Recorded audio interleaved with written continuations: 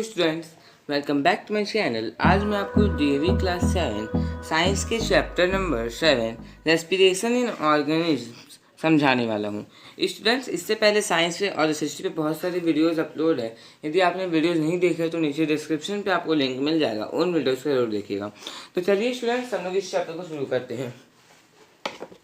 हम लोग सभी जानते हैं कि जो ऑर्गेनिज्म है, जो भी लिविंग ऑर्गेनिज्म है, सभी लिविंग ऑर्गेनिज्म को एक एनर्जी चाहिए different activities, different biological activities को करने के लिए। और ये जो एनर्जी है ये फूड से ऑब्टेन होता है, जो कि किसी ऑर्गेनिज्म की तरह आप कह सकते कंज्यूम किया जाता है। तो एक प्रोसेस जिसे रेस्पिरेशन कहते हैं, वो इस एनर्जी को फूड से लेकर के रिलीज करता है। ओके, और हेल्प करता है ऑर्गेनिजम्स को डिफरेंट बायोलॉजिकल एक्टिविटीज़ को परफॉर्म करने में। ओके, रेस्पिरेशन एक जनरल प्रोसेस का नेम है जिसमें कि जो ऑर्गेनिज्म है वो शुगर्स को बायोकेमिकल एनर्जी में कन्वर्ट करता है ऑक्सीजन को यूज करके। ये जो प्रोसेस है ये सभी लिविंग ऑर्गेनिजम्स में होता है, चाहे वो प्लांट्स हो, एनिमल हो, फंगी, बैक्टीरिया, सारे में। रेस्पिरेशन के दौरान क्या होता है कि एनर्जी का प्रोडक्शन होता है, एनर्जी प्रोड्यूस होता है। ये एनर्जी फिर डिफरेंट प्रोसेसेस को करने में यूज़ किया जाता है, जो कि लाइफ सपोर्ट के लिए नेसेसरी है। ओके, रेस्पिरेशन जो है कार्बन डाइऑक्साइड और वाटर को वेस्ट प्रोडक्ट के रूप में प्रोड्यूस करता है। रेस्पिरेशन एक्सचेंज ऑफ गैसेस को इन्वॉल्व करता है। ऑक्सीजन जो बॉडी में यूज होता है और कार्बन डाइऑक्साइड जो लंग्स के थ्रू रिलीज होता है।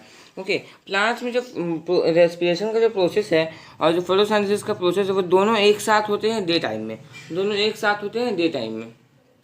ओके, प्लांट जो है ऑक्सीजन को लेते हैं। ओके, और कभी कभी कार्बन डाइऑक्साइड को लेते हैं, दो प्रोसेसेस के लिए, मतलब कभी ऑक्सीजन कभी कार्बन डाइऑक्साइड लेते हैं। तो ये हम लोग आगे पढ़ेंगे कब। देखिए, फोटोसिंथेसिस के समय क्या होता है, वो लाइट के एब्सेंस में नहीं हो सकता है। तो नाइट के समय जो रेस्पिरेशन है वो प्लांट्स में, नाइट के समय ही जो रेस्पिरेशन है वो प्लांट्स में होता है। इसका मतलब है कि नाइट में क्या होता है, ऑक्सीजन लिया जाता है प्लांट्स की तरह और कार्बन डाइऑक्साइड को रिलीज किया जाता है। और दिन के समय क्या होता है, ऑक्सीजन रिलीज होता है और कार्बन डाइऑक्साइड लिया जाता है प्लांट्स की तरह। इसीलिए कहा जाता है कि रात में पेड़ों के पास में नहीं सोना चाहिए, क्योंकि उस समय क्या होता है, वो ऑक्सीजन लेकर के कार्बन डाइऑक्साइड को रिलीज करते हैं। ब्रीथ करते हैं, मतलब श्वास लेते हैं, तो जो ऑक्सीजन है बॉडी के हर एक सेल्स में पहुंचता है। और बॉडी सेल्स में क्या होता है, ऑक्सीजन जो है एब्जॉर्ब फूड के साथ कंबाइन होते हैं एंजाइम्स के हेल्प से। एज ए रिजल्ट क्या होता है, एनर्जी और कार्बन डाइऑक्साइड फॉर्म होता है, मतलब प्रोड्यूस होता है। और ये जो प्रोसेस है जो कि एनर्जी को रिलीज करता है सेल्स में, इसी को हम लोग कहते हैं सेलुलर रेस्पिरेशन। सेलुलर रेस्पिरेशन एक प्रोसेस है जिसमें कि सेल जो है एनर्जी को प्रोड्यूस करता है, जो कि नीड होता है उन्हें जिंदा रहने के लिए, स्टे अलाइव रहने के लिए। ओके, सेलुलर रेस्पिरेशन के दौरान क्या होता है, सेल्स जो है ये ऑक्सीजन को यूज करते हैं शुगर को ब्रेक डाउन करने में और एनर्जी को प्रोड्यूस करने में, शुगर ग्लूकोज को ब्रेक डाउन करके एनर्जी को प्रोड्यूस करने में। हम लोग देखते हैं types of respiration. Mainly 2 types के रेस्पिरेशन होते हैं। पहला जो है एरोबिक रेस्पिरेशन और दूसरा जो है एनारोबिक रेस्पिरेशन। एरोबिक रेस्पिरेशन में एनर्जी का रिलीजन होता है ग्लूकोज से ऑक्सीजन के प्रेजेंस में। ओके, एरोबिक रेस्पिरेशन के लिए एयर में ऑक्सीजन होना बहुत ही ज़्यादा जरूरी है। एक ऑर्गेनिज्म को तभी एरोबिक आपका डिस्क्राइब किया जा सकता है यदि उसको सर्वाइव करने के लिए ऑक्सीजन की आवश्यकता होती है। अब हम लोग को यहाँ पर टाइप्स ऑफ रेस्पिरेशन का कुछ एक टेबल दिया हो गया है, हम लोग उसे समझते हैं। यहाँ पर है glucose without the use of oxygen, इसको कहते हैं एनारोबिक। और इसमें क्या प्रोडक्शन होता है, alcohol plus carbon dioxide plus energy. With the use of oxygen, oxygen के यूज से aerobic, carbon dioxide plus water plus energy, यहाँ पर दोनों कॉमन हुए। उसके बाद देखिए ऑक्सीजन के एब्सेंस में लैक्टिक, इसको हम लोग कहते हैं एनारोबिक, और lactic acid plus energy. Next page देखते हैं एनारोबिक रेस्पिरेशन। रेस्पिरेशन जो है ये एयर के एब्सेंस में हो सकता है और यहाँ पर ऑक्सीजन की आवश्यकता नहीं होती है फूड मॉलिक्यूल से एनर्जी के रिलेशन में। ओके, जैसे कि ग्लूकोज, एक ऑर्गेनिज्म को तभी एनारोबिक ऑर्गेनिज्म तभी कहा जा सकता है यदि उसको ऑक्सीजन की रिक्वायरमेंट नहीं है, ठीक है, एनर्जी को प्रोड्यूस करने में। एनारोबिक रेस्पिरेशन जो है ये ईस्ट में होता है, जो कि कॉमर्शियल यूज में यूज़ किया जाता है। ओके, अल्कोहलिक बेवरेजेस के प्रोडक्शन में। ये जो है ब्रेड को बनाने में हमारा यूज़ करता है और फर्मेंटेशन प्रोसेस में हेल्प करता है इडली और डोसा के बैटर में। ओके, अब हम लोग देखते हैं why do we get muscle cramp after physical exercise. Physical exercise के बाद हम लोग मसल क्रैम्प क्या होता है। ह्यूमन मसल्स जो है ये डिस्पायर करता है एनएरोबिकली। जो लैक्टिक एसिड है वो प्रोड्यूस होता है इस प्रोसेस के दौरान और ये मसल्स को एक्यूमुलेट करता है। इसके कारण क्या होता है, मसल्स जो है ये कंटिन्यू वर्क नहीं कर पाता है, लॉन्ग टाइम के लिए वर्क नहीं कर पाता है। ठीक है, उस टाइम से क्या होता है, जो मसल्स हैं ये फैटिक हो जाते हैं और मसल्स क्रैम्प कॉज करते हैं। एनारोबिक रेस्पिरेशन ये एरोबिक रेस्पिरेशन से लेस इफिशिएंट है। तो ये हम लोगों को ये एक्सप्लेन करता है कि क्यों कोई भी ह्यूमन बींग्स जो है ये शॉर्ट डिस्टेंसेस में तेज़ी से दौड़ पाते हैं लॉन्ग डिस्टेंसेस के थ्रू। ओके, मतलब सॉरी, लॉन्ग डिस्टेंसेस से। जब भी कोई एथलीट जो है ये स्प्रिंट के बाद रुकता है तो ये ज़्यादा तेज़ी से श्वास लेना शुरू करता है, डीपर ये श्वास लेता है एक बार फिर से नॉर्मल फील करने के लिए। ओके, तो हम देखते हैं रेस्पिरेशन इन प्लांट्स। हम लोग सभी जानते हैं कि प्लांट्स जो है ये सेल से बने हुए होते हैं। एनिमल्स की तरह प्लांट्स भी जो है ये एनर्जी को रिलीज करने के लिए रेस्पायर करते हैं। उनके पास भी सेलुलर रेस्पिरेशन होता है। प्लांट जो है शुगर को सिंथेसाइज करते हैं जो कि रेस्पिरेशन के दौरान यूज़ किया जाता है एनर्जी को प्रोड्यूस करने में। जो ग्लूकोज मॉलिक्यूल्स है वो ब्रेक डाउन होता है और ऑक्सीजन के प्रेजेंस में एनर्जी को रिलीज करने के लिए एक स्टेप वाइज रिएक्शन के थ्रू। जो नेट रिजल्ट है सेलुलर रेस्पिरेशन का, ये कार्बन डाइऑक्साइड और इसमें जो कार्बन डाइऑक्साइड और वाटर फॉर्म होते हैं जो कि कंपनी होते हैं एनर्जी के रिलीज से। जो प्रोसेस है इस तरह से रिप्रेजेंट हम लोग कर सकते हैं। Glucose plus oxygen carbon dioxide plus water plus energy, मतलब ग्लूकोज प्लस ऑक्सीजन और यहाँ पर carbon dioxide plus water plus energy. अब हम लोग देखते हैं next page. It is interesting to note that the equation for respiration is the reverse of the equation for photosynthesis. ये जो हम लोगों ने आगे इक्वेशन देखा ये रिवर्स है फोटोसिंथेसिस के इक्वेशन से। सभी जानते हैं कि प्लांट्स के पास कोई स्पेसिफिक ऑर्गन नहीं होता ब्रीथिंग के लिए।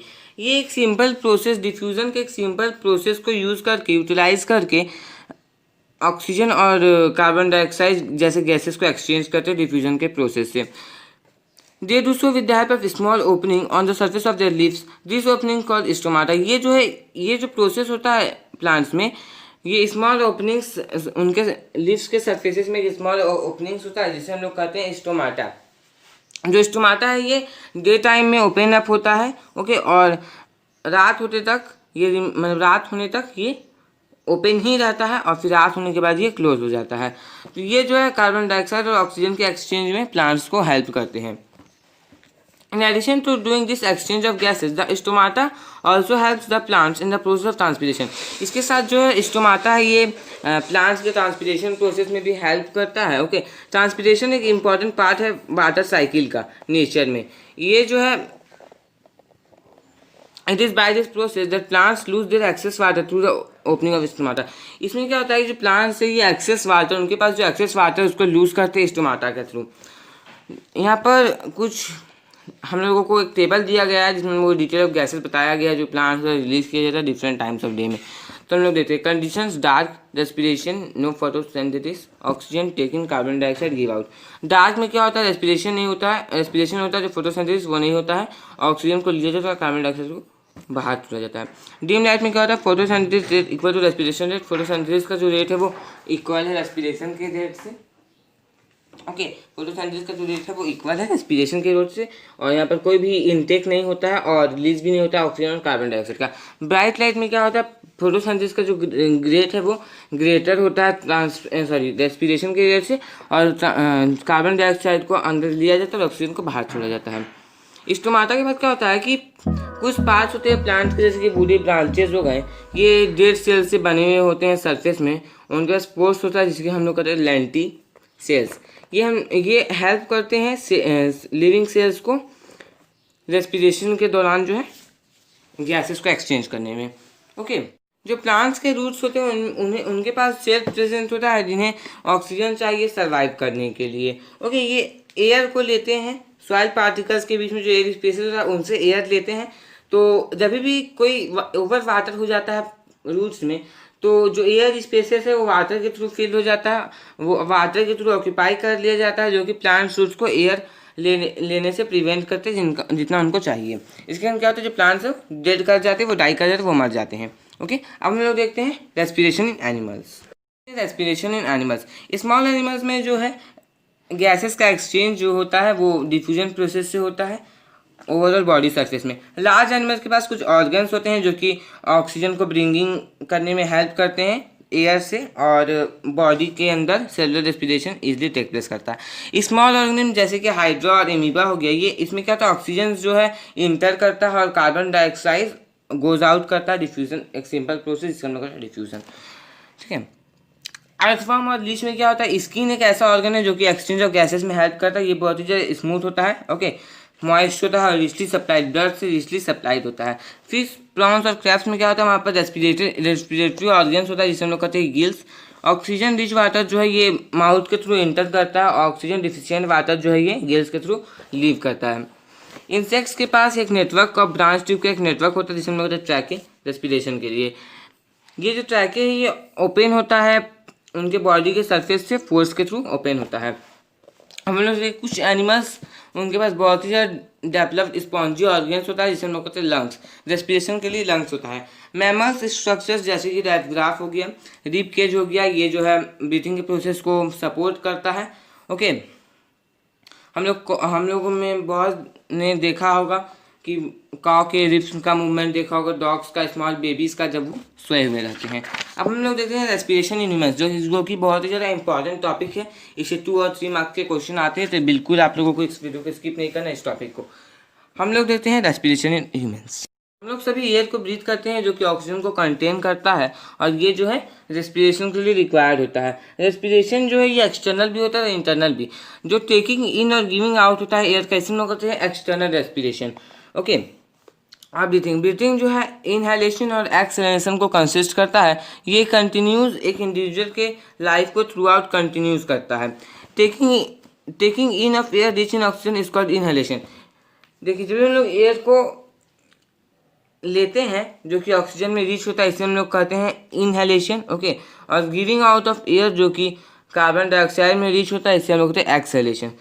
इससे ये मस्कुलर डायफ्राम और रिब केज के हेल्प से होता है। जो डायफ्राम है ये एक मस्कुलर पार्टीशन है जो कि चेस्ट एक्टिविटी को सेपरेट करता है लोअर एब्डोमिनल कैविटी से।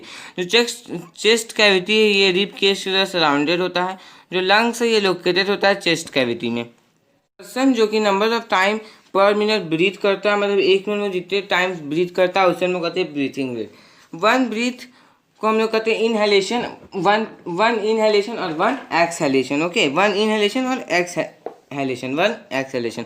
एक एडल्ट जो है normally 14 to 20 times per minute breathe करता है, लेकिन जो विजुअस एक्सरसाइज करने वाले हैं ये रेज हो जाता है 80 ब्रीथ्स पर मिनट। एक चाइल्ड का जो रेट ऑफ ब्रीथिंग है रेस्ट में, ये फास्टर है एडल्ट के रेस्ट से। ओके, एक न्यू बॉर्न बेबी है जो उसका जो रेट है 40 ब्रीथ्स पर मिनट, 40 टाइम्स वो पर मिनट ब्रीथ करता है। एक ब्रीथ में क्या होता है, 1 इनहेलेशन और 1 एक्सहेलेशन। ओके, एक जो रैट है, मतलब एक जो चूहा है वो 60 टाइम्स पर मिनट ब्रीथ करता है, और जो हॉर्स है ये 12 टाइम पर मिनट ब्रीथ करता है। मैकेनिज्म ऑफ ब्रीथिंग, जो ब्रीथिंग का जो प्रोसेस है उसको 2 फेजेस में डिवाइड किया जा सकता है। पहला जो है वो है इंस्पिरेशन और इनहेलेशन, और दूसरा जो है एक्सपिरेशन और एक्सहेलेशन। इंस्पिरेशन में क्या होता है, एयर जो है लंग्स में मूव करते हैं, और एक्सपिरेशन में क्या होता है, एयर जो है लंग्स से फोर्स आउट करते हैं, निकलते हैं। ओके, जो लंग्स है उसके पास कोई भी मसल्स नहीं होता है और कोई भी टिश्यू नहीं होता है, मसल टिश्यू नहीं होता है। ओके, उनका जो मूवमेंट है ये रिब केज द्वारा कंट्रोल किया जाता है और डायफ्राम के द्वारा।